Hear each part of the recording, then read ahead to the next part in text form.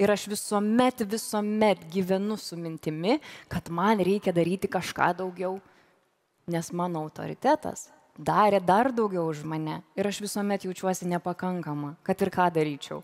Nekalbant apie tai, kad aš nesugebu įvertinti savo mažų ar didelių pergalių, aš visuomet jaučiuosi nepakankama. Aš bandau pritempti save, bet man nepavyksta. Nepamirškime to, kad aš visuomet galvojau, kad ji yra nuostabi žmona, nuostabi mama. Man irgi kol kas nesisekė šitoj srity ir tai glumina, tai dar didina nerimą, nes man neseniai 32 suėjo. Man taip pat atrodo, kad man nesiseka šitoj srity.